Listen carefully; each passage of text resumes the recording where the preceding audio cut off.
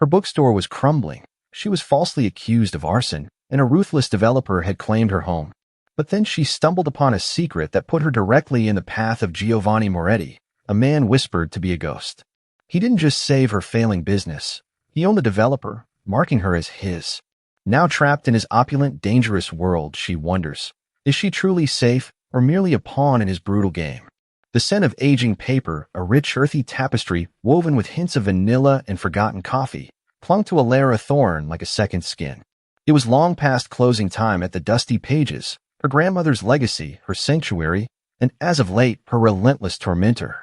Dust motes, caught in the solitary beam of the antique lamp on the counter, danced a slow, melancholic waltz, illuminating the precarious existence of everything around her. The silence in the cavernous space was not peaceful. It was a heavy, suffocating blanket, punctuated only by the creak of old floorboards and the frantic thumping of her own heart. Alara ran a trembling hand over the worn spine of a first edition, the leather cool and smooth beneath her fingertips. Each book on these towering, overloaded shelves held a memory, a whisper of her grandmother's voice, a testament to a life built on stories. This wasn't just a business. It was the last tangible piece of her family, the anchor to a past she clung to with a desperate, white-knuckled grip. Losing it would mean losing a part of herself, a final, devastating severing from everything she held dear. And that loss, she knew, would be profound, an abyss she wasn't sure she could climb out of. Her gaze drifted to the front window, where the city outside pulsed with indifferent, relentless energy. Neon signs bled into the perpetual twilight, promising a life of glamour and opportunity that felt a million miles away from her current reality. A gnawing ache settled deep in her stomach, a familiar companion these past few months, a constant reminder of the meals she'd skipped, the bills she'd ignored, the dreams that were slowly, inexorably turning to ash. Every ounce of her spirit, every waking moment had been poured into this losing battle, trying to keep the dusty pages from crumbling. But against Richard Sterling and his monolithic Sterling developments, her efforts felt as futile as building a sandcastle against an incoming tide. She remembered the first polite offer from Sterling, a sleek, impersonal letter that had smelled faintly of expensive cologne and corporate greed. Then had come the increasingly aggressive phone calls, the veiled threats about impeding progress, the sudden, inexplicable inspections that always found some minor infraction. It was a calculated, insidious campaign, designed to wear her down, to break her spirit until she willingly surrendered. And she was so tired. The exhaustion wasn't just physical. It was soul-deep, a weariness that seeped into her bones and left her feeling hollow. Sighing, Alara pushed herself away from the counter, the wooden surface groaning in protest. Her uniform, a simple apron over a faded jumper, was speckled with dust and ink, testaments to her lonely, endless labor. She needed a distraction, something to pull her away from the precipice of despair. Perhaps reorganizing the forgotten section of rare Americana in the back corner. Her grandmother had always said that lost treasures had a way of revealing themselves when you needed them most. As she moved through the labyrinthine aisles, the towering shelves casting long, dancing shadows, her internal monologue spiraled. How could I have let it come to this? Grandma would be so disappointed. I promised I'd protect it. Promised I'd never let anyone take it away. The weight of that promise, unfulfilled, pressed down on her, a physical burden. She felt the isolation keenly, the sheer unfairness of fighting a corporate behemoth with nothing but her grit and a handful of loyal but equally powerless customers. There was no one to turn to, no champion to ride in and save her from this devastating fate. Just Alara, alone in her dusty kingdom, watching it crumble. She reached the back corner, the air here cooler, thicker with the scent of untouched antiquity. A small wooden crate, tucked behind a shelf of dusty almanacs, caught her eye. It shouldn't have been there. Her grandmother was meticulous about inventory. Frowning, Alara bent down, her fingers brushing against the rough wood, a sudden, inexplicable sense of foreboding prickling at the back of her neck. Then she saw it. Tucked beneath the crate, almost hidden in the gloom, was a crisp, official-looking envelope. Not one of Sterling's slick, menacing letters, but something far more definitive. Her breath hitched. Her hands, already trembling, now shook violently as she reached for it. The paper felt cold, heavy, like a death knell. She recognized the bank's logo. With agonizing slowness, she tore open the seal. The words swam before her eyes, stark and brutal against the stark white page. Final notice. Foreclosure. Demolition permit granted. 2 weeks. The world tilted. The familiar scent of old books, once a comfort, now felt like the suffocating stench of a tomb. 2 weeks. That was all she had left. 2 weeks until her world, her history, her very identity, was reduced to rubble. Alara stared at the devastating truth in her hands, the paper crinkling with the force of her grip, feeling the last vestiges of hope drain from her, leaving behind only a chilling, hollow void. This was it, then. Unless there was something in this neglected corner, something hidden, anything that could change her fate. Her eyes, desperate and searching, fell upon a loose floorboard near where she had found the letter, a sliver of darkness beckoning. It was an irrational thought, a desperate grasp at a non-existent straw. But at this point, what did she have left to lose? The eviction notice, a death sentence for her beloved, the dusty pages, crumpled in Alara's trembling hand. Desperation, cold and sharp, pierced through the hollow ache in her stomach. 2 weeks. That's all she had left. A familiar scent of parchment and old leather, usually a balm to her frayed nerves, now felt like the suffocating air of a tomb. Her gaze, wild and frantic, fell again on the slightly uneven floorboard, almost hidden beneath a forgotten stack of obscure theological texts. It was a foolish impulse, a last irrational grasp at hope, but what else was there? Kneeling, her knees protesting on the cold, dusty floor, Alara ran her fingers along the worn wood. There, just barely perceptible, was a thin seam. With a grunt of effort, she slid the blunt edge of a stray bookmark into the crack and pried. The wood groaned, a sound that echoed the protest in her own chest, then gave way with a soft thud. A cavity dark and deep was revealed. It smelled not of old books, but of something metallic, something secret. Her breath hitched. Inside, nestled on a bed of faded velvet, lay not ancient manuscripts or forgotten trinkets, but a collection of objects that sent a chilling tendril of fear snaking down her spine. The first was a heavy, leather-bound ledger. Its pages, brittle and yellowed, were filled with tight, meticulous script, columns of dates and numbers that meant nothing to her, yet vibrated with an unspoken significance. It radiated a cold, calculating aura, utterly alien to the warmth of her bookstore. Beside it, glinting dully in the dim light, was a burner phone. Sleek, black, and unsettlingly modern amidst the antique surroundings. Its cold, inert plastic felt strangely heavy in her hand. But it was the third item that truly made her blood run cold, a small, exquisitely crafted dagger. Its handle was wrapped in dark, braided leather, and the blade, though sheathed, hummed with a silent, deadly promise. The metal felt impossibly cold, its polished surface reflecting the lone lamp's glow like a predator's eye. What is this? Her mind screamed, a frantic whisper against the rising tide of panic. These weren't her grandmother's things. They weren't harmless relics of a bygone era. These were tools. Tools for a life she couldn't begin to comprehend, a life steeped in shadows and danger. The burner phone, still clutched in her trembling fingers, felt like a live wire, humming with unspoken threats. A low, resonant voice, rich and smooth like aged whiskey, sliced through the oppressive silence, each syllable a silken threat. That's not where my grandmother kept her romance novels, Kara. Alara froze, every muscle locking. The burner phone slipped, clattering against the loose floorboard. Her heart hammered against her ribs, a frantic drumbeat against the sudden, terrifying reality. She hadn't heard anyone enter. Not a creak, not a whisper. He was just there. Slowly, agonizingly, Alara turned her head. Silhouetted in the doorway of the small back room, framed by the faint glow filtering from the main store, stood a man who radiated power like a palpable force. Giovanni Moretti, the ghost. The rumors, whispered in hushed tones across the city, painted him as a myth, a phantom in tailored suits who pulled strings from the darkest corners of Manhattan. Now he was terrifyingly real. He was impeccably dressed, a custom-tailored suit of the darkest charcoal clinging to his broad shoulders, a crisp white shirt stark against his tanned skin. Every line of him, from the sharp angle of his jaw to the effortless drape of his expensive fabric, spoke of lethal precision and controlled menace. He looked like he'd stepped straight out of a GQ spread, if that magazine covered the kind of men whose smiles promised both charm and a quiet, brutal efficiency. His dark eyes, sharp and assessing, locked onto hers with an intensity that felt physical, stripping away her defenses, seeing right through her fragile composure. "Put that down," he commanded, his voice a low growl that vibrated in the very air around her. "And tell me why you're trespassing in my private quarters." Alara tried to speak, but her throat had seized, dry and constricted. Her mouth opened, a pathetic gasp escaping, but no words came. The burner phone, which had fallen to the floor, lay accusingly between them. A hulking shadow detached itself from the deeper gloom behind Giovanni, a bodyguard of immense proportions, silent as a wraith, his eyes cold and unwavering as he watched her.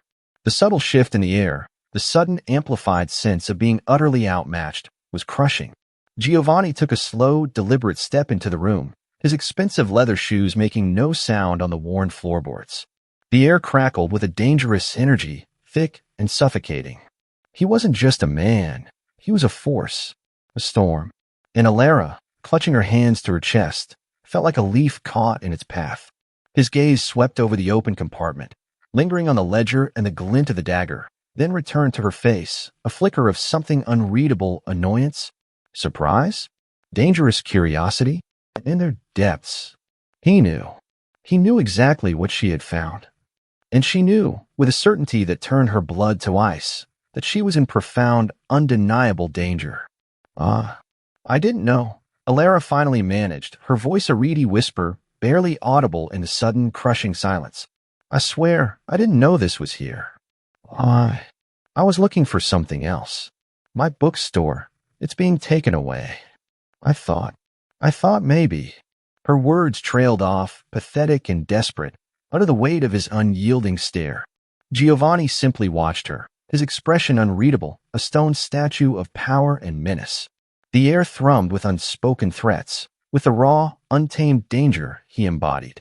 Alara felt a strange, terrifying pull, a fascination warring with her instinct to flee. This man was everything she wasn't. Everything her quiet, book-filled life had shielded her from. And now she was caught in his terrifying orbit. He finally broke the silence, his voice still low, but with an edge that promised swift repercussions. This bookstore, he said, his gaze flicking around the dusty room, dismissive, yet possessive, is not yours to search, Alara Thorne. And what you found is not yours to know. His eyes narrowed, pinning her. Tell me everything. No. Before I decide what to do with a little bookworm who digs where she shouldn't. The image of Giovanni Moretti, a silhouette of lethal elegance in her dusty doorway, burned behind Alara's eyelids even hours later. His voice, a low rumble of danger and command, still vibrated in her ears. He was a phantom made flesh, a nightmare stepped out of the city's darkest legends.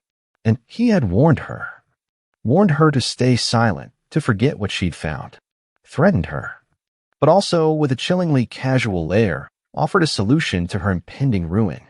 Alara had spent the next 2 days in a blur of frantic, futile effort, trying to ignore the magnetic pull of Giovanni's menacing allure, trying to prove that she, Alara Thorne, still had agency, still had fight. Her first stop was her lawyer, Mr. Henderson, a kind but perpetually exhausted man whose office smelled of stale coffee and defeat. Alara, he'd sighed, running a hand over his thinning hair. We've done everything. Sterling's legal team is ironclad. Their permits are in order. The bank's foreclosure is legitimate. Unless you can somehow conjure up $500,000 by next week, there's simply nothing more I can do. The words were a lead weight in her stomach. His sympathy, though genuine, felt like a concession of her impending doom. She walked out of his office feeling emptier than before, the chill of the city wind cutting through her threadbare coat. Next, she tried to rally the small community that still frequented the dusty pages. Mrs. Gable, a sweet old woman who bought a new romance novel every Tuesday, wrung her hands. Oh dear, Alara, we love your store. But Sterling, they're a force. My son-in-law, he works for the city planning. He said they have everyone in their pockets. It's not safe to fight them. Fear, palpable and suffocating, hung in the air like a shroud. Even the most ardent book lovers, those who mourn the loss of independent businesses, recoiled from the mention of Sterling developments, their eyes darting nervously around.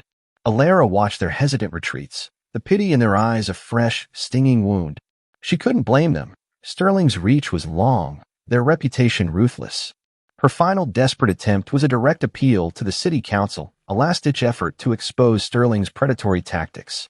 She prepared for hours, meticulously compiling every instance of their intimidation, every suspiciously low offer, every hint of their corrupt influence.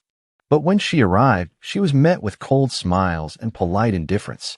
The councilman she managed to corner, A man whose campaign she had naively supported listened with a practiced, glazed-over expression.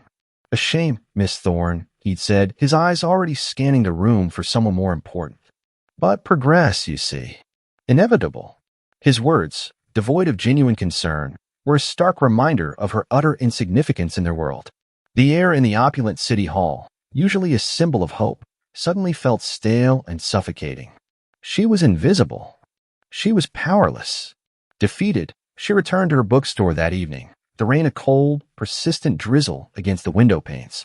The soft glow of her interior lights, usually so comforting, now seemed to mock her, illuminating the barren reality of her failure. What now? She thought, slumping onto the worn stool behind the counter. Just wait for the bulldozers. Watch my grandmother's legacy turn to dust. The despair was a suffocating blanket, heavy and suffocating. She was just about to close when a jarring crash shattered the fragile piece. Alara yelped, leaping off the stool, her heart vaulting into her throat. The front window, a beautiful antique pane etched with a delicate floral design, was a spiderweb of cracks, a jagged hole marring its center. A brick, wrapped in a crudely scrawled note, lay amidst the glittering shards of glass on the polished oak floor. Her breath hitched, each inhale a painful rasp. The cold night air, damp with rain, rushed in, carrying the metallic scent of damp earth and shattered dreams. Trembling, Alara bent down, her fingers brushing the sharp edges of the glass as she carefully retrieved the note. The words were crude, menacing, smeared with what looked like grease. Last warning. Drop the fight, or worse will follow. No signature. None needed. Richard Sterling. The name echoed in her mind, cold and sinister. Her fear, which had been a low hum, now escalated into a terrifying crescendo. This wasn't just about the bookstore anymore. This was personal. This was violence. She spent the next few hours frantically boarding up the window, her hands shaking so badly she almost dropped the hammer several times. The makeshift plywood barricade felt flimsy, utterly inadequate against the escalating threat. The next morning, a faint acrid smell roused her from a restless sleep on a cot in the back office. Smoke. A small, suspiciously localized fire had broken out in the outdoor storage shed behind the bookstore, damaging some old crates of donated books. The firefighters had been quick, their expressions grim. "Looks like accelerant, ma'am," one of them had said, his eyes narrowed. Someone wanted this to burn. Alara's stomach churned. The accidents weren't accidents. They were warnings. Escalating. Deliberate. That afternoon, she found a small, exquisitely wrapped box on her doorstep. No card, just the box. Inside, nestled on a bed of black silk, was a single crimson rose, its petals soft and velvety. Beneath it, a small, silver-plated miniature shovel. A chilling message, perfectly clear. They weren't just taking her store, they were burying her. The terror, sharp and suffocating, finally broke her. Pride, independence, stubbornness, they all crumbled to dust under the relentless onslaught. She was out of options, out of allies, out of time. Her mind, battered and bruised, kept circling back to the image of Giovanni, to his dark, unyielding eyes, to his cryptic offer. A solution. He hadn't just been powerful, he'd been utterly, dangerously in control. He had seen her weakness, her desperation, and had offered a path, however dark. A devil's bargain, she thought, the phrase echoing hollowly in her chest. She had scorned his help, refused his darkness. And now she was drowning. Maybe darkness was her only way out. She recalled the feel of that burner phone, the cold metal dagger. Tools of his trade. Tools she now needed. Her hands, still stained with soot from the storage shed fire, fumbled in her apron pocket. She pulled out a crumpled piece of paper, a forgotten receipt from weeks ago, on the back of which she had scrawled a series of numbers from the old ledger, numbers she thought were random inventory codes but now suspected were addresses or coordinates. One particular address, nestled discreetly in the city's most exclusive district, had stood out. Moretti. A name whispered on the wind, a name of power, a name of fear. With a trembling resolve, Alara hailed a taxi, her heart thumping a desperate rhythm against her ribs. Each bump in the road, each flash of city light, felt like a step further into a world she never wanted to know. The air thickened with her apprehension. She was walking into the lion's den, offering herself up to the beast. But the alternative was oblivion. The taxi pulled up to an imposing wrought iron gate, flanked by stone lions and towering hedges that seemed to swallow the light. Beyond, a sprawling mansion loomed, a monument to wealth and unspoken power, its windows dark and uninviting. This was Giovanni's lair. She paid the driver, her hand shaking as she counted out the bills. As the taxi pulled away, leaving her utterly alone on the deserted street, a wave of profound isolation washed over her. She pressed the intercom button, her finger hovering, then pushing it with a fierce, desperate resolve. "Alara Thorne," she said, her voice barely a whisper. I need to speak to Giovanni Moretti. About a solution." The gates, with a silent, ominous sigh, swung inward. Alara stepped through, her heels clicking softly on the pristine gravel, each step taking her further from the fading ink and empty shelves of her past, deeper into the dangerous, opulent labyrinth of his world. She didn't know what lay ahead, only that she was trading one prison for another, her freedom for a desperate chance at survival. And as the heavy gates clanged shut behind her, sealing her fate, she felt both a profound sense of terror and a strange, unsettling flicker of relief. She was safe. For now. But at what cost? The image of Giovanni Moretti, a silhouette of lethal elegance in her dusty doorway, burned behind Alara's eyelids even hours later. His voice, a low rumble of danger and command, still vibrated in her ears.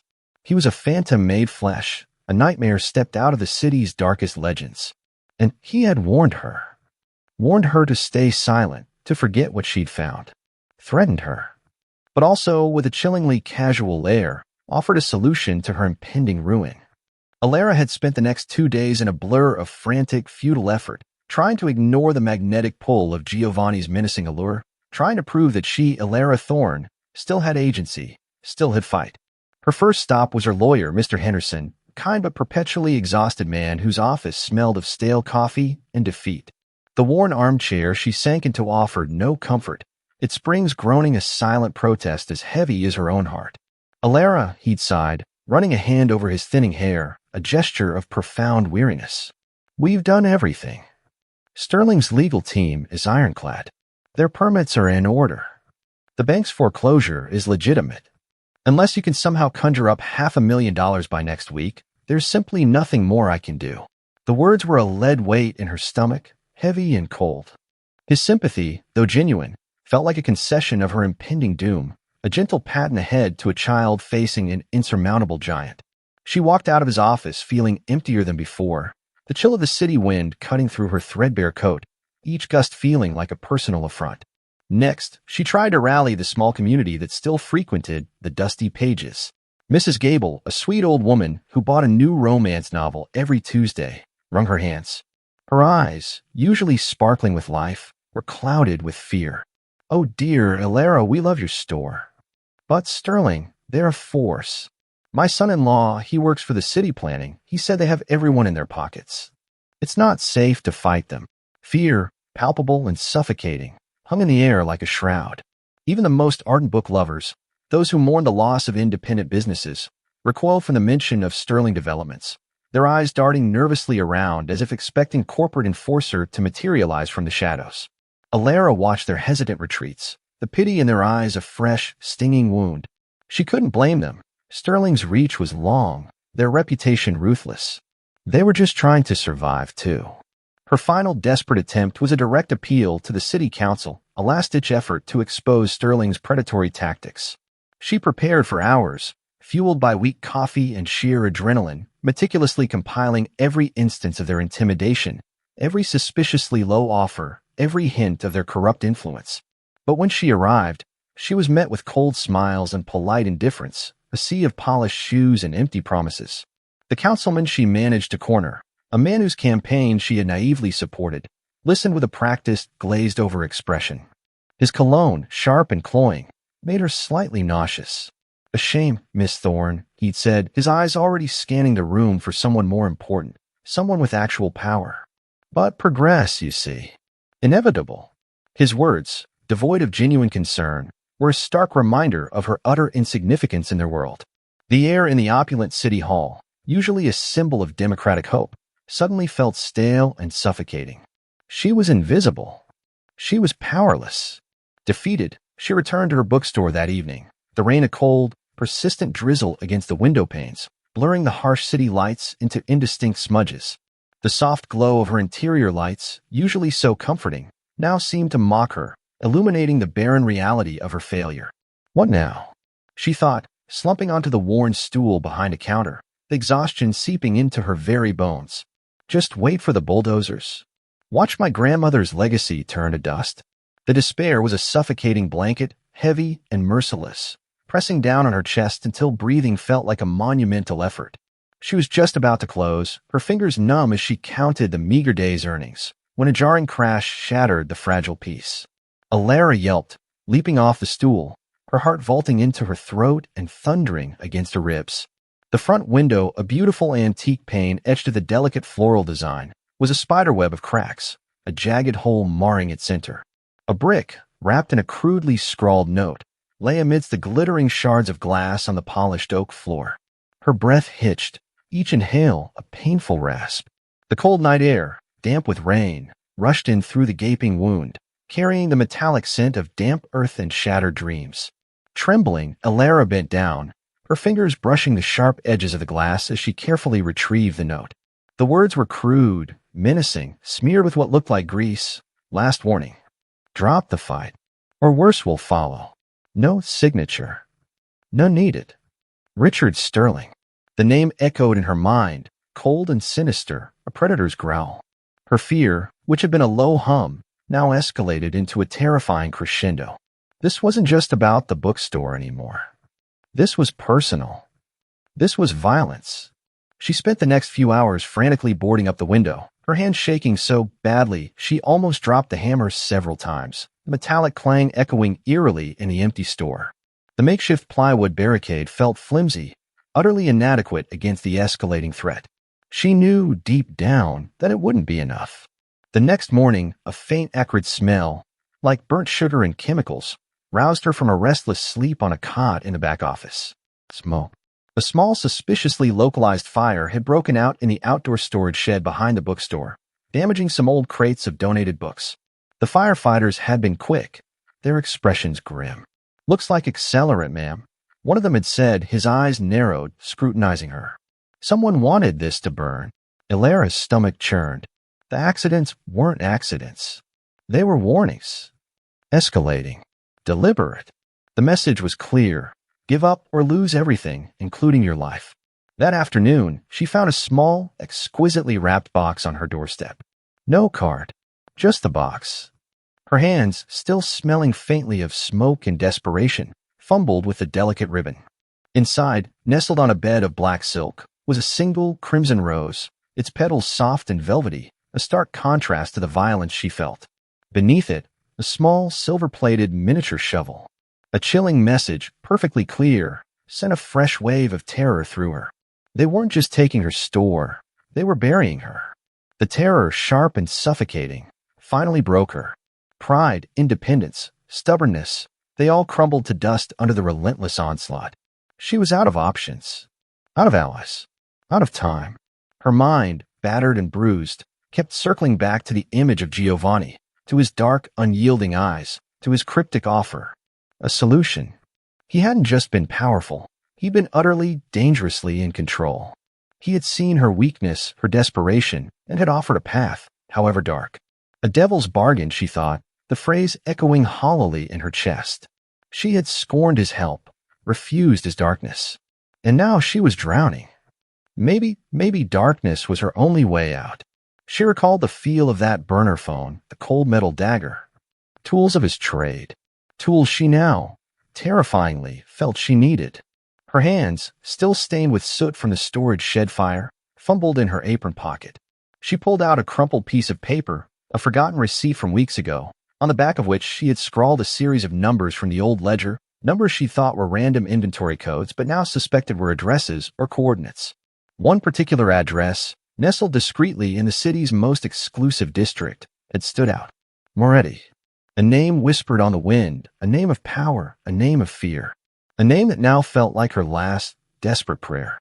With a trembling resolve, Alara hailed a taxi, her heart thumping a desperate rhythm against her ribs. Each bump in the road, each flash of city light, felt like a step further into a world she never wanted to know, a world that promised to consume her. The air thickened with her apprehension, a palpable weight in the confined space of the cab. She was walking into the lion's den, offering herself up to the beast. But the alternative was oblivion. The taxi pulled up to an imposing wrought iron gate, flanked by stone lions that seemed to glare at her with ancient, menacing eyes and towering hedges that seemed to swallow the very light. Beyond, a sprawling mansion loomed, a monument to wealth and unspoken power, its numerous windows dark and uninviting, like the eyes of a sleeping predator. This was Giovanni's lair. She paid the driver, her hand shaking so badly she almost dropped the bills. As the taxi pulled away, its taillights receding into the rainy gloom, leaving her utterly alone on the deserted street, a wave of profound isolation washed over her. She pressed the intercom button, her finger hovering, then pushing it with a fierce, desperate resolve, a silent scream of surrender. "Alara Thorne," she said, her voice barely a whisper, thin and reedy against the speaker. I need to speak to Giovanni Moretti. About a solution." A long moment of agonizing silence stretched, making her question her sanity. Then, with a slow, ominous sigh, the heavy wrought iron gate swung inward, revealing a long gravel driveway disappearing into the darkness. Alara swallowed, her mouth suddenly dry. She stepped through, her heels clicking softly on the pristine gravel, each step taking her further from the fading ink and empty shelves of her past, deeper into the dangerous, opulent labyrinth of his world. She didn't know what lay ahead, only that she was trading one prison for another, her freedom for a desperate chance at survival. And as the heavy gates clanged shut behind her, sealing her fate, she felt both a profound sense of terror and a strange, unsettling flicker of relief. She was safe. For now. But at what cost? And what would he demand in return for this unholy bargain? The mansion was a gilded cage, magnificent and suffocating. Alara had always imagined opulence, but Giovanni Moretti's home defied mere wealth. It was a fortress draped in silk and marble, silent sentinels guarding its secrets. The heavy oak doors had closed behind her with a soft, final thud, sealing her fate.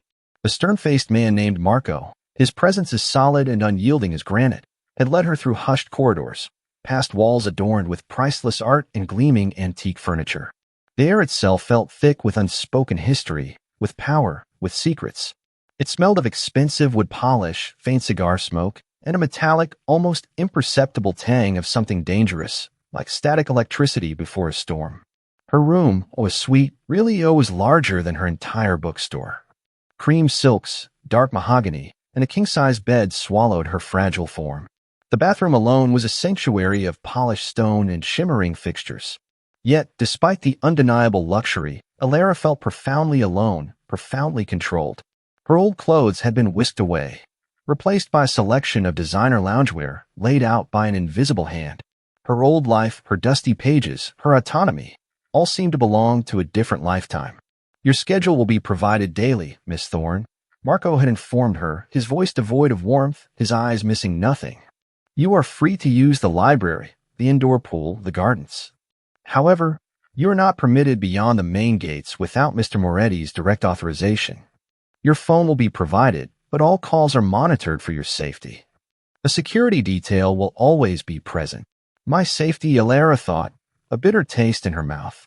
Or his control. The unspoken rules hung heavy in the opulent air, a silken leash that tightened subtly with every breath. She was a guest, a prisoner, a precious commodity. All at once.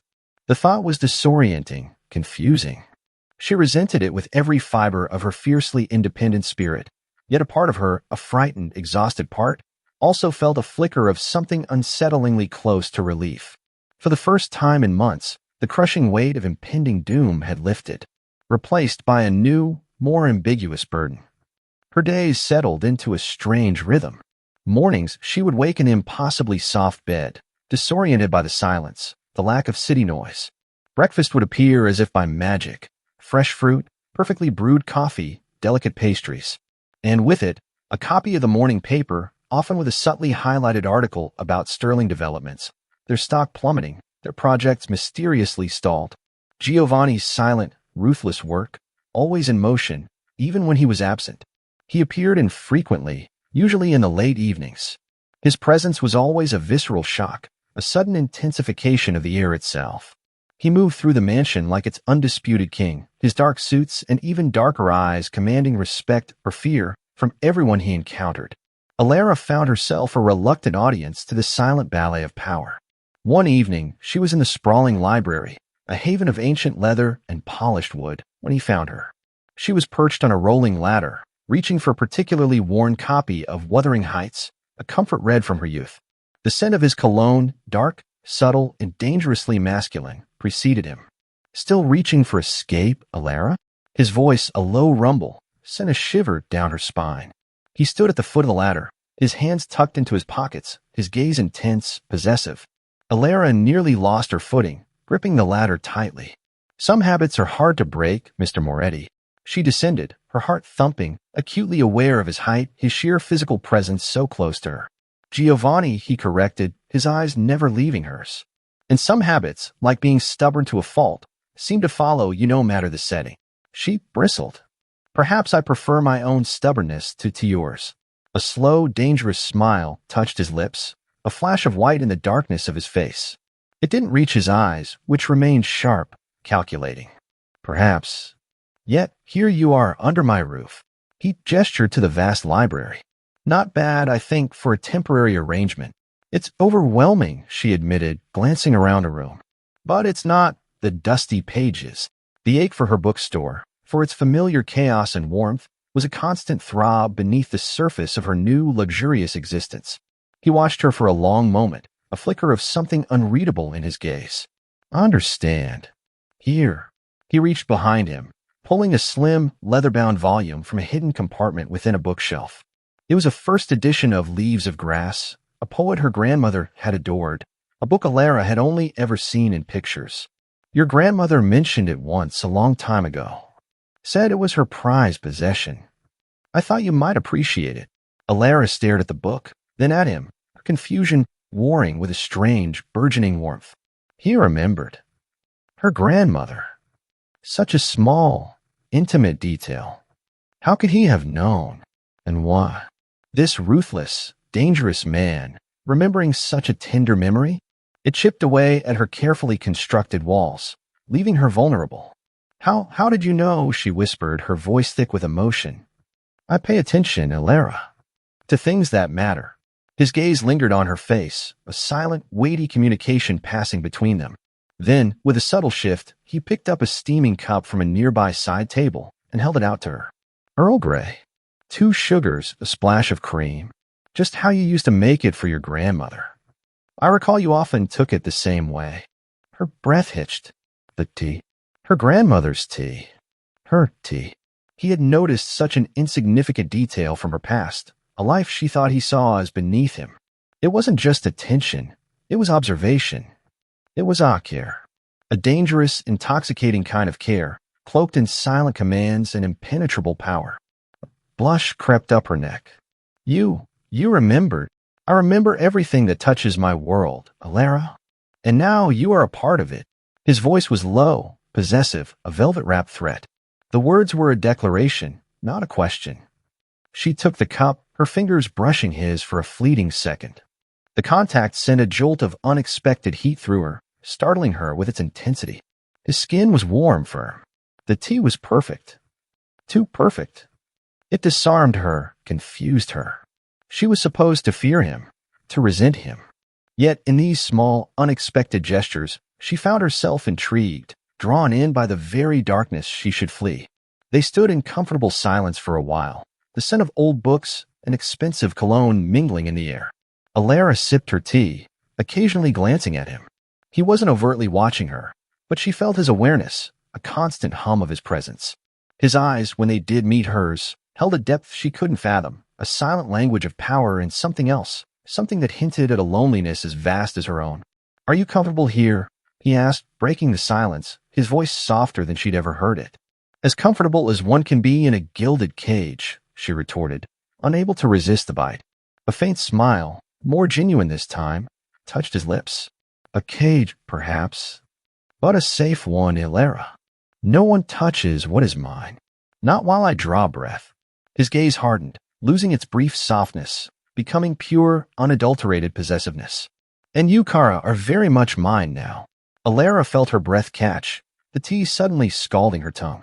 His words, a declaration of ownership, should have terrified her. And they did. But beneath the fear, a dangerous, thrilling current of something else sparked to life. A sense of belonging, however illicit, however controlled. A warmth she hadn't felt in too long. A whisper in the labyrinth of her heart, begging to believe him. The thought, shocking in its intensity, made her question everything she thought she knew about herself and about the man standing before her. She was trapped, yes, but was she truly safe? And what would it cost her to exist in this dangerous man's light? She would soon find out. The fragile piece Alara had found in Giovanni's gilded cage was destined to be fleeting. Her mornings, once marked by the quiet ritual of freshly brewed coffee and the luxury of unread newspapers, were abruptly shattered. This time, the article wasn't a subtle hint of Sterling's corporate woes. It was a blatant, personal attack. The headline screamed from the front page of the City Sentinel, a notoriously sensationalist tabloid Giovanni's staff had thoughtfully placed by her breakfast plate. Bookstore owner accused of arson and fraud. Sterling Developments points finger at rogue proprietor. The accompanying photo was a grainy, unflattering shot of Alara, taken outside the dusty pages on a morning after the storage shed fire, her face streaked with soot and despair. The article twisted her frantic attempts to save her business into a narrative of reckless desperation, hinting at insurance fraud and even fabricating connections to unnamed shady characters, a thinly veiled jab at Giovanni. A cold, venomous anger, unfamiliar in its intensity, coiled in Alara's gut. This wasn't just a threat to her bookstore. It was an assault on her character, a public humiliation designed to strip her of dignity. Richard Sterling wasn't content with just taking her property. He wanted to demolish her reputation, to grind her into the dirt. The subtle scent of fresh coffee now tasted bitter on her tongue. She pushed the plate away, her appetite vanishing in a wave of nausea. The luxury of her surroundings felt like a mockery. This was the dark side of Giovanni's protection, the relentless, unforgiving nature of the world he inhabited, a world where enemies didn't just disappear, they were systematically dismantled. And now, Sterling had pulled her directly into the crosshairs. Giovanni found her in the conservatory, a glass-encased haven overflowing with exotic plants, the morning sunlight a deceptive balm.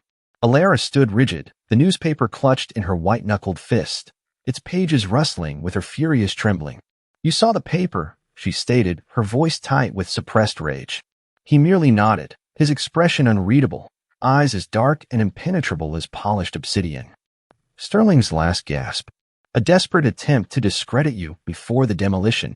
His calm tone, devoid of any visible emotion, only fueled her internal fire. Discredit me? He's accusing me of arson. Of fraud. She spun to face him, her eyes blazing. My grandmother's store, my reputation, everything I have left is being dragged through the mud. And you just let this happen. The accusation hung in the air, audacious and dangerous. Giovanni's jaw tightened, a muscle ticking beneath his sharp cheekbone. A dangerous stillness descended upon him, a quiet that was far more terrifying than any outburst. Let it happen, Alara. No. I allowed him to believe he had a move to make. His voice was low, laced with a chilling authority. A cornered rat makes predictable choices. He exposed his hand. Now it's time to cut it off. Alara felt a shiver trace down her spine. The casual ruthlessness of his words was chilling, yet a part of her, a part she hadn't known existed, felt a strange, dark thrill. The instinct to fight, to protect what was hers, resonated with the predatory calm she saw in him. "What are you going to do?" she asked, the anger giving way to a morbid curiosity, a reluctant fascination with the power he wielded. "What needs to be done?" He walked past her, his gaze sweeping over the vibrant foliage, seemingly detached, yet his presence filled the vast space, dominating it. "Sterling has a press conference scheduled for noon today. A public announcement regarding his new development on your bookstore's site, complete with his fabricated narrative about your criminal negligence. And you'll let him?" Giovanni finally turned, his eyes locking with hers, a flash of pure, unadulterated possessiveness burning within their depths. "Never. No one tarnishes what is mine, Alara. And you, Kara, are definitively mine." The words were a declaration, an absolute claim that both terrified and strangely, deeply reassured her. Hours later, Alara sat glued to the large, discreetly placed television in her suite. The news channel was broadcasting live from Sterling Developments' meticulously staged press conference. Richard Sterling, a man whose slick smile and perfectly coiffed hair usually masked his predatory nature, stood before a phalanx of microphones, his face a mask of feigned concern. He began his carefully crafted speech, dripping with crocodile tears about unfortunate circumstances and necessary urban renewal. He was just about to delve into his fabricated accusations against Alara when his voice faltered. A hush fell over the room as a junior aide rushed to his side, whispering frantically in his ear. Sterling's face, usually so composed, paled dramatically. His eyes, darting wildly, betrayed a sudden, profound panic. He stumbled backward from the podium, grasping for words that wouldn't come. Then the screen cut to a breaking news report. A confident, authoritative female anchor, her voice crisp and urgent, announced, "Breaking news. Just moments ago, in a shocking turn of events, Sterling Development's largest investor, a consortium of anonymous holding companies, has announced a hostile takeover of the entire corporation. Richard Sterling has been effectively ousted as CEO, effective immediately. Sources close to the deal confirmed that the new, undisclosed owner plans to reevaluate all current projects, with a particular focus on ethical land acquisition and community engagement." The screen then flashed to a stylized graphic, a stark, elegant M against a dark background. Moretti. Alara gasped, a shaky hand flying to her mouth. Giovanni. He hadn't just stopped Sterling. He had dismantled him. Publicly. Irrevocably. He hadn't sent thugs. He'd sent a silent, devastating economic tsunami. It was a display of power so absolute, so ruthless, it stole her breath. Just then, her suite door opened, and Giovanni stood there, still in his impeccably tailored suit, but with a faint, predatory glint in his dark eyes. He hadn't even needed to be there. He simply orchestrated. "The demolition," Alara whispered, her voice still laced with shock. "The bookstore is no longer threatened by Richard Sterling," Giovanni finished, his voice a low, satisfied rumble. He walked into the room, stopping directly in front of her. "His projects are stalled. His reputation is in tatters, and his corporate empire now belongs to a trusted associate of mine, one who understands the value of preserving history and the even greater value of protecting what is truly precious." His gaze, heavy with meaning, settled on her. Alara stared up at him, a complex swirl of fear and a strange, undeniable admiration twisting in her chest. He was dangerous, terrifying, but he had protected her. He had fought her battle, not with words or petitions, but with a swift, brutal display of absolute power. And for the first time, she felt a profound, undeniable sense of relief wash over her, a calming balm to the weeks of gnawing anxiety. "He won't bother you again," Giovanni said, his thumb brushing lightly, possessively, over her jawline. His touch sent a spark through her, a jarring contrast to the ruthlessness she had just witnessed. "No one will. Not while you are under my protection. Not while you are mine." His eyes, dark and unwavering, held hers, a silent, powerful claim. And in that moment, Alara knew, with a certainty that both thrilled and frightened her, that she truly belonged to him. The question was, what deeper shadows would his world reveal? The immediate aftermath of Sterling's downfall was a dizzying mix of relief and unease. The Dusty Pages was safe, now officially under the protective wing of Giovanni's trusted associate, meaning in essence under his direct control.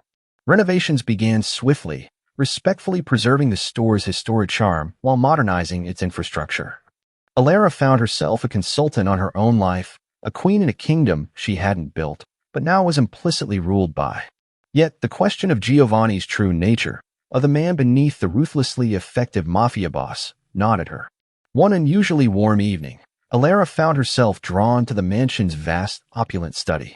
It was a room rarely frequented by Giovanni, yet it held a distinct echo of his presence, the rich scent of leather, old books, different from her own, more academic, less loved, and the faint, lingering aroma of his unique cologne.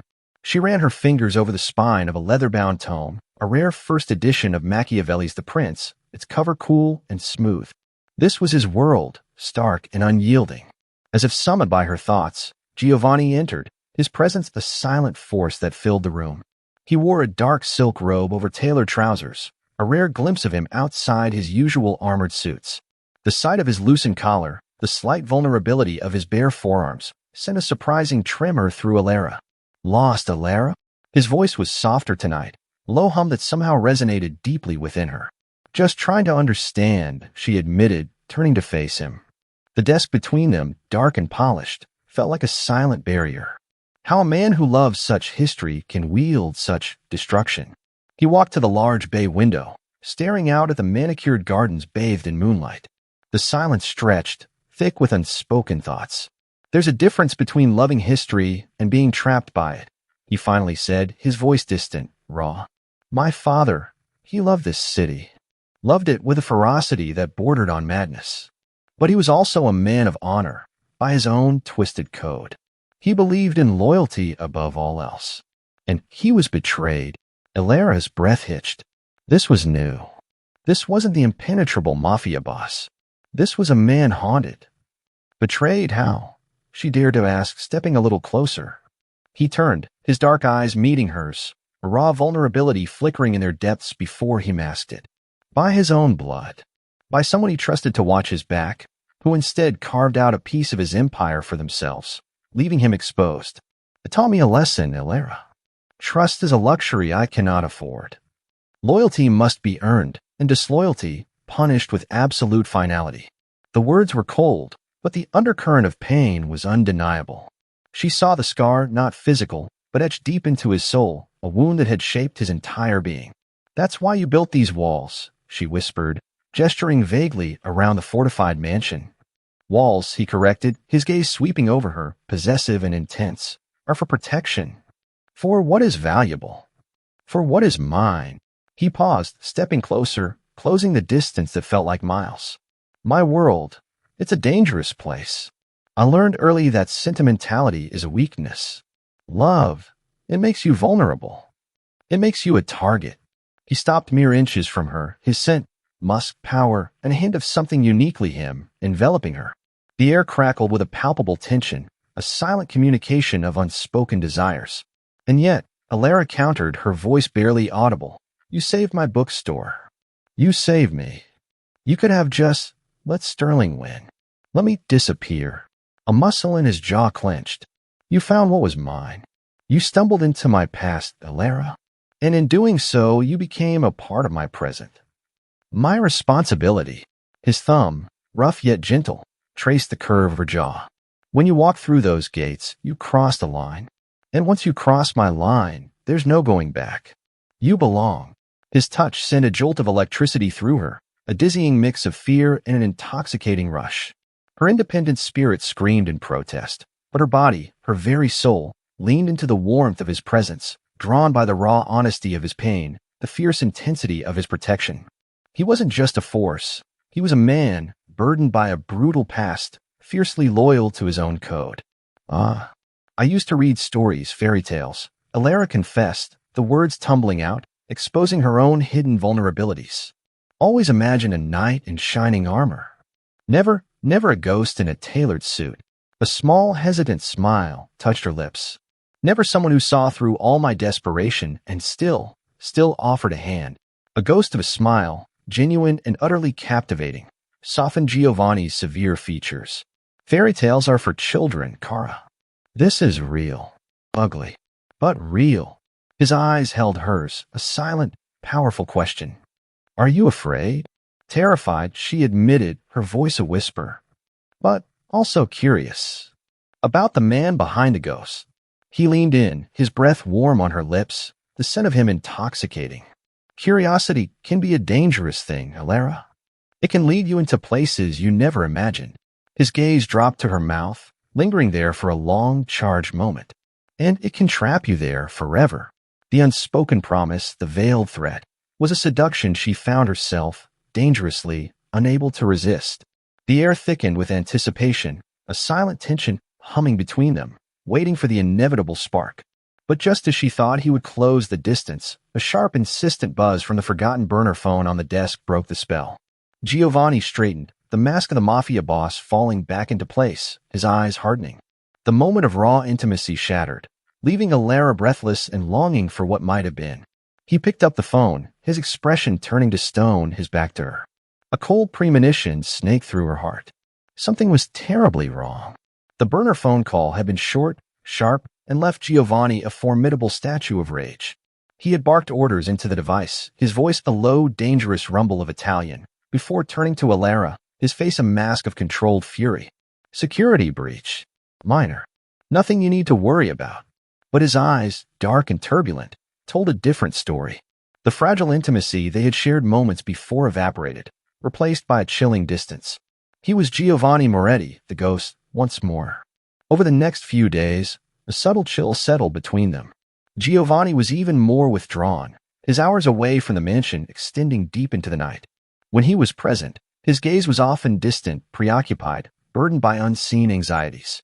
Alara felt the loss of their fragile connection acutely, the warmth of budding trust replaced by a gnawing uncertainty. She saw the new lines of strain around his eyes, the tightened set of his jaw, and a quiet, desperate worry began to grow in her own heart. She hated the distance, the way he shut her out, even as she understood the demands of his dangerous world. One afternoon, a delivery truck arrived at the mansion, supposedly carrying rare books for the Dusty Pages renovation. Alara, eager for a distraction and still clinging to her role in the bookstore's revival, insisted on overseeing the unloading herself. Marco, ever present, seemed unusually tense, his eyes sweeping the perimeter with heightened vigilance. "Perhaps it would be better if you remain inside, Miss Thorne," he suggested, his voice uncharacteristically urgent. "Nonsense," Alara replied, a flicker of her old defiance asserting itself. "These are my books. I know where they belong." She loved the smell of the old cardboard, the anticipation of new stories. It felt like a small, precious piece of her former life. As she bent to examine a particularly heavy crate, a sudden, blinding flash erupted from the direction of the main gate. An explosion, muffled but powerful, rocked the ground beneath her feet, sending a shower of dust and debris into the air. The screams of Giovanni's security guards immediately followed. "Get down, Miss Thorne," Marco bellowed, tackling her to the ground with brutal force. But it was too late. Before the dust had settled, before Alara could even process the chaos, strong hands, not Marco's, clamped over her mouth and waist.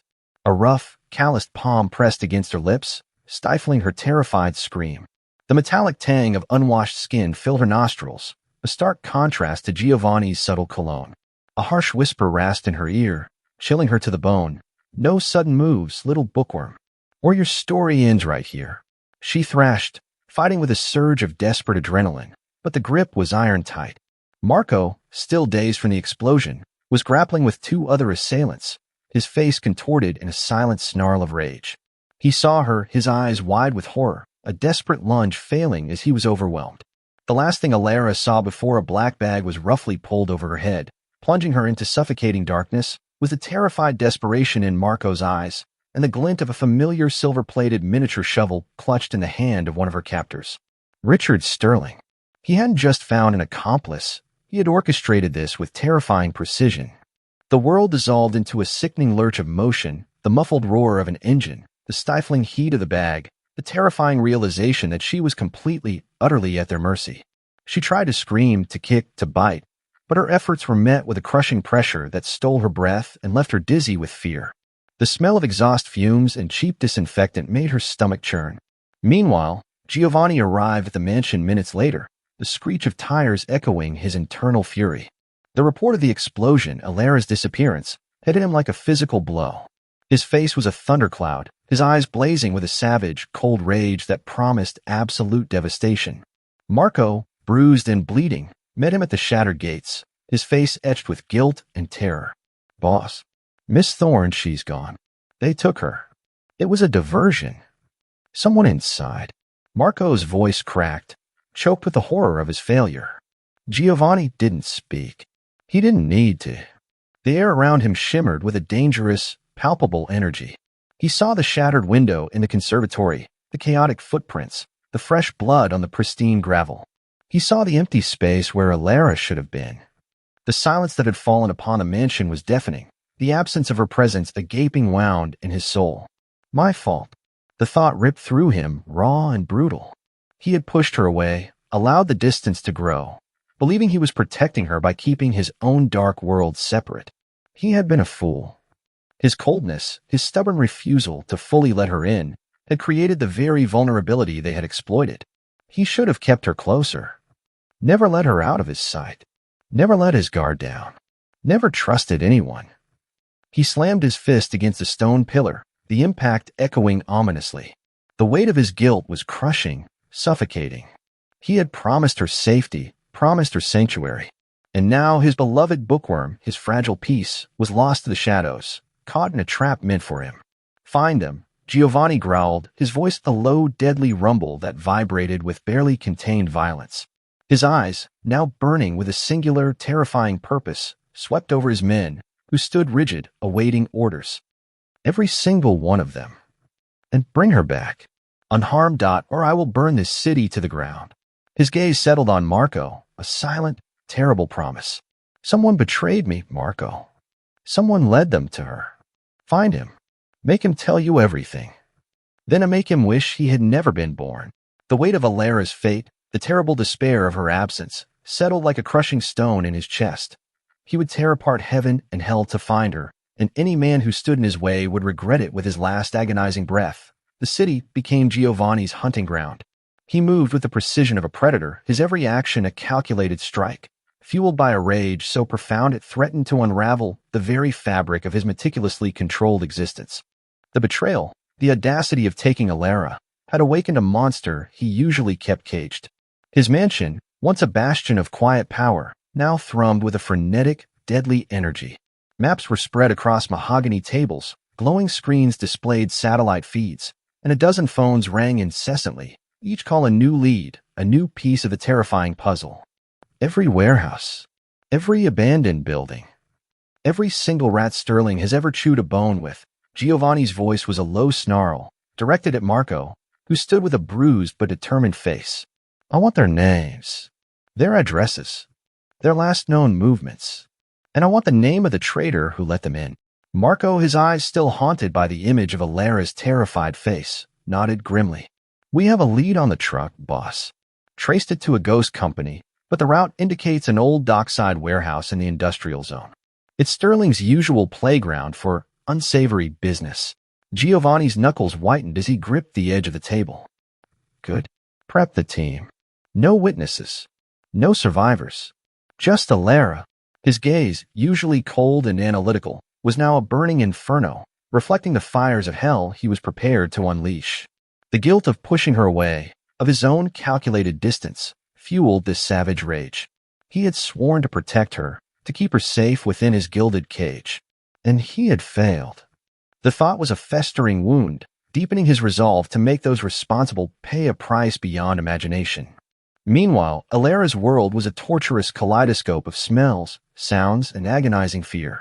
The black bag over her head was stifling, smelling faintly of stale sweat and concrete dust. The muffled sound of water lapping against unseen surfaces, the distant clang of metal, told her she was near the docks. Every jolt of the rough journey, every sharp turn, sent a wave of nausea through her. Her wrists were bound tightly behind her back, the coarse rope chafing her skin, the rough fibers biting into her tender flesh.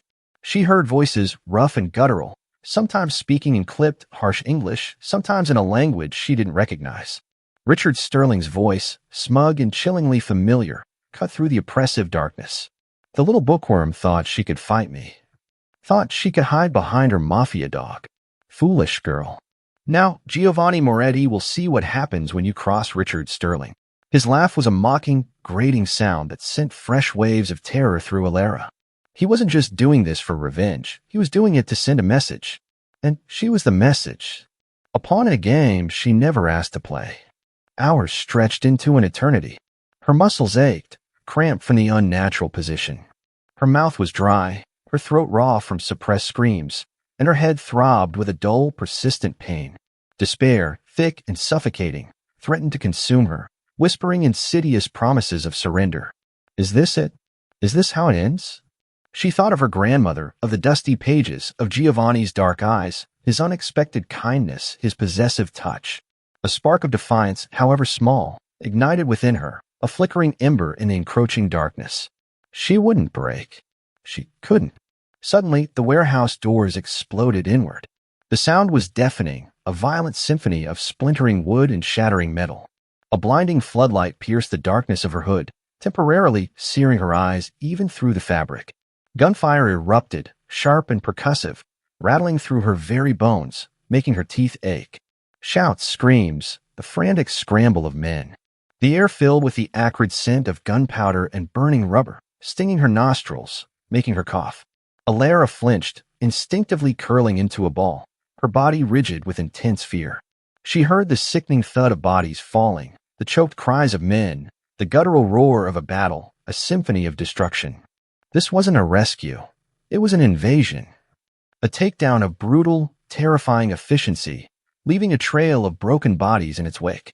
Then, through the cacophony of voice, low, dangerous, utterly unmistakable, imbued with a raw urgency that cut through the chaos like a knife. Alara, Giovanni. His voice, raw with urgency and a chilling fury, was a lifeline in the storm, a beacon in the suffocating darkness. A heavy weight lifted from her, and the black bag was ripped from her head, tearing painfully at her hair. Alara blinked, struggling to adjust to the dim, dusty light of the vast warehouse. The scene was pure, unadulterated chaos.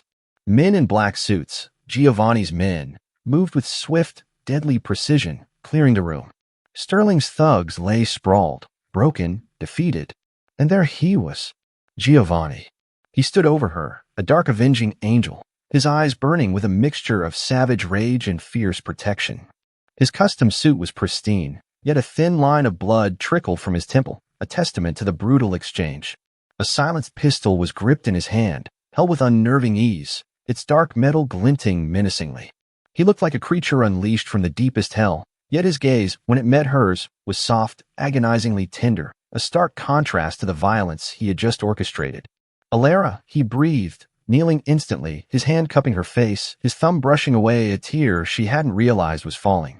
His skin was warm, his touch anchoring, grounding her in the swirling chaos. "Are you hurt? Talk to me, Kara." I'm okay," she choked out, her voice raw, trembling, barely audible. Overwhelming relief washed over her, so potent it made her weak, threatening to buckle her knees. She reached for him, her bound hands bumping against his chest, a desperate plea for connection. With a swift, practiced movement, he cut her bindings. As the rope fell away, leaving angry red marks on her wrists, Alara flung her arms around his neck, burying her face in his shoulder. The solid warmth of him, the familiar scent of him, musk power, and a hint of gunpowder, was an intoxicating balm to her ravaged nerves. She clung to him, shaking uncontrollably, the sheer terror of her ordeal finally giving way to profound exhaustion and the dizzying sensation of safety. "Sterling," Giovanni growled, his voice thick with unspent fury as he held her close, one hand stroking her hair with a surprising gentleness. "Where is he?" A figure stumbled from behind a stack of crates, his face a bloodied, pathetic mess. Richard Sterling. His expensive suit was torn, his smug veneer utterly shattered. His eyes, wide with pure, unadulterated fear, landed on Giovanni, then on Alara, a flicker of bewildered hatred in their depths. "Moretti, no, please." Sterling stammered, his voice reedy, broken, a pathetic whimper. Giovanni gently, almost reverently, set Alara back on her feet, his arm wrapped tightly around her waist, anchoring her to him, a silent promise of never letting go.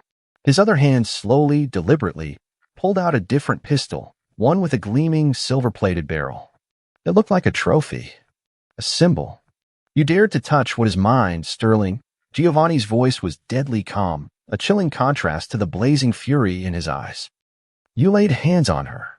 You threatened her existence. My Alara." His gaze swept over the brutalized warehouse, over his fallen men, then back to Sterling, his expression devoid of mercy. "That was your final, unforgivable mistake." Alara watched, mesmerized and horrified, as Giovanni walked toward Sterling. Her heart hammered against her ribs, a drumbeat of terror of Giovanni's true nature. This was the ghost. This was the Mafia boss she had heard whispered about in the city's underbelly.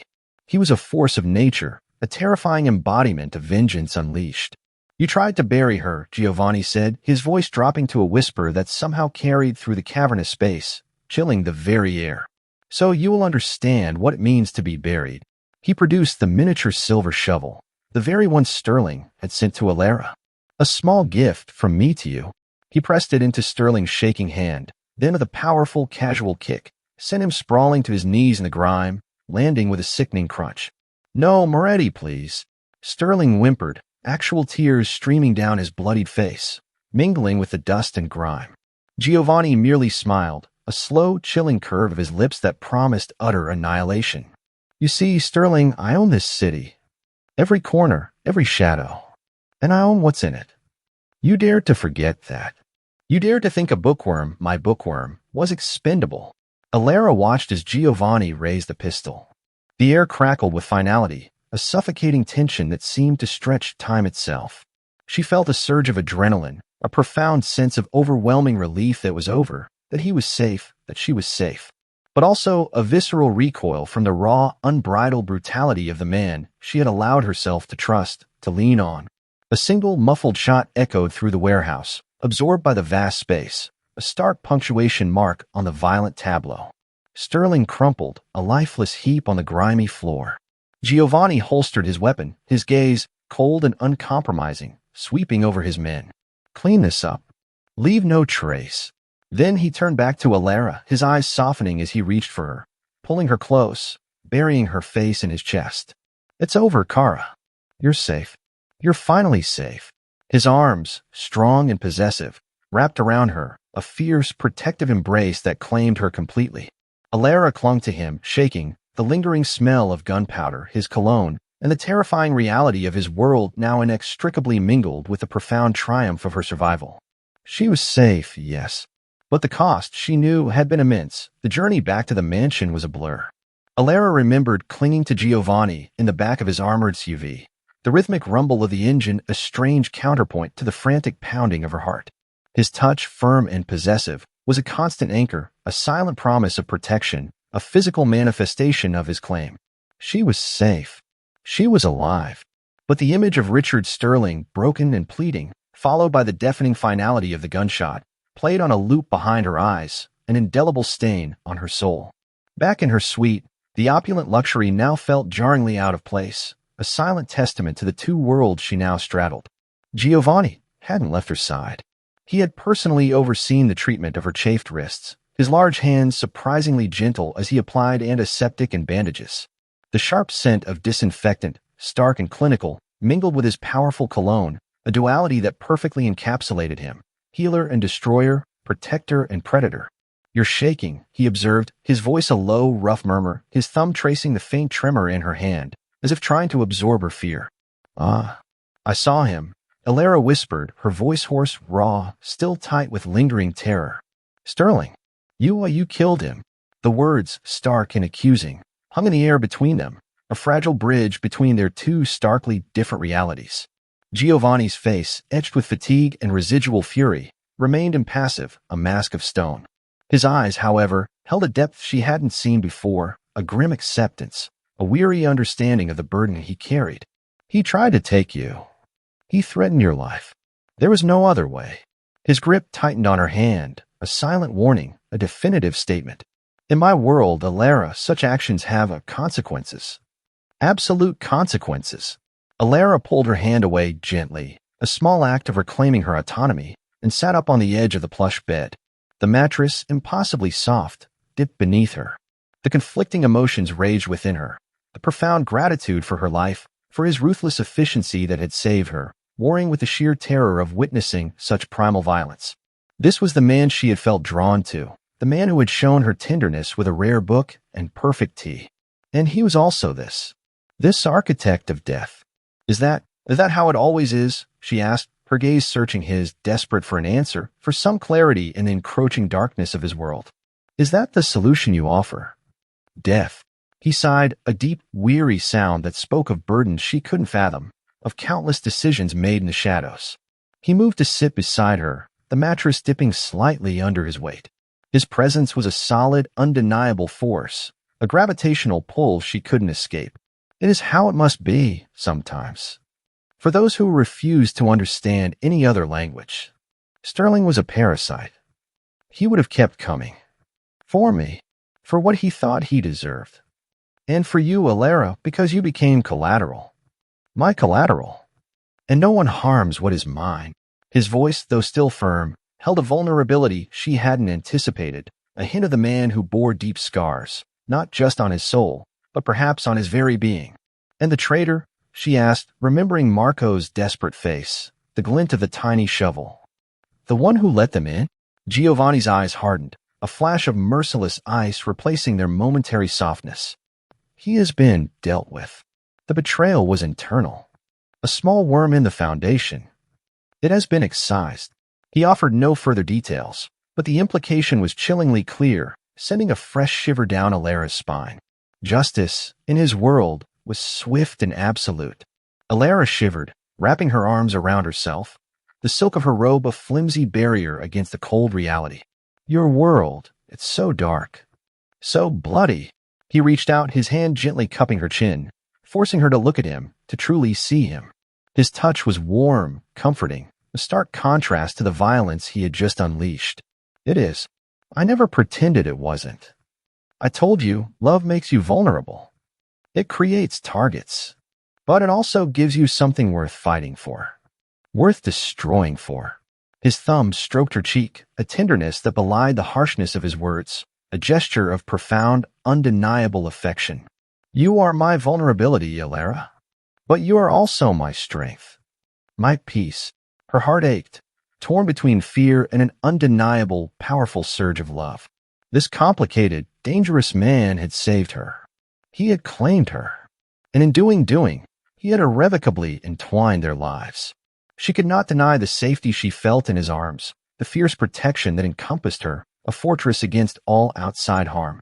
She could not deny the warmth, the quiet moments of connection that had blossomed between them, a fragile flower in a brutal landscape. I can't go back to how things were, she confessed, her voice thick with emotion, a profound realization finally settling within her. To being invisible, to being powerless. But this is a lot. She gestured vaguely to the opulent room, to the unspoken dangers that still lurked beyond the mansion walls, to the lingering scent of gunpowder on his clothes. Giovanni's gaze softened, a profound understanding in their depths. I know, and I would never ask you to. You are not meant to be invisible, Alara. You are meant to shine. He pulled her closer, until her head rested against his shoulder, her ear against his solid chest. She could hear the steady, powerful thrum of his heartbeat, a grounding rhythm in the chaos of her thoughts. This is my world, and now it is your world too. We navigate it together. But I will do everything to ensure you are safe within it, to ensure you are free to be who you are, what you want to be. He pressed a soft kiss to her hair, the subtle scent of his cologne filling her senses, anchoring her. We will build a new legacy, Alara. Not just for the dusty pages, but for us. For a future where you never have to be afraid again. But you have to trust me. Completely. Are you willing to do that? Alara closed her eyes, breathing in his scent, feeling the strength of his embrace. The profound realization hit her, solid and undeniable. She was afraid, yes, but she was also irrevocably, deeply in love with this dangerous man. He had seen her at her most vulnerable, her most desperate, and he had claimed her, protected her, and shown her ferocity of devotion she never knew existed. The dark satisfaction of Sterling's fate, however terrifying, was undeniable. He had protected what was theirs. I trust you, she whispered, the word heartfelt, vulnerable, a powerful commitment. Giovanni, I trust you. But we need to talk, really talk, about us, about what this means, what we want it to be. He pulled back, just enough to look into her eyes, a faint, genuine smile touching his lips, a rare sight that melted a piece of her fear. I already know what I want it to be, Kara. I want everything, and I will spend the rest of my life making sure you have it. The promise in his eyes was absolute, a powerful beacon in the darkness of his world. She knew her life would never be simple, never entirely safe. But with him, she was no longer alone. She was protected. She was loved. And for the first time, a future, however dangerous, felt like a promise she was ready to claim. Months later, the dusty pages hummed with a vibrant, renewed energy that Alara Thorne had once only dreamed of. The scent of fresh coffee now mingled with the beloved aroma of aging paper, a testament to its seamless blend of old-world charm and modern vitality. Sunlight streamed through the gloriously restored antique windowpane, illuminating rows of meticulously curated books and the happy chatter of customers. The old, worn floorboards no longer groaned under the weight of despair, but echoed with the joyous footsteps of children exploring the new, colorful reading nook.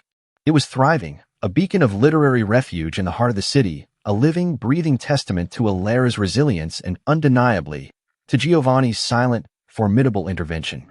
Alara moved through the bustling aisles, a genuine smile gracing her lips, her heart full. The fear that had once shadowed her eyes was replaced by a quiet confidence, a strength forged in fire. She often caught glimpses of Giovanni's men, discreetly positioned, always vigilant, yet their presence no longer felt like a cage. It felt like a steadfast, unbreakable shield. She was protected, cherished, and for the first time in her life, profoundly secure.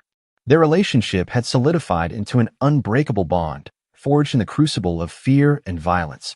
The distance, the initial terror, had given way to an intimate understanding, a shared language of glances and unspoken promises.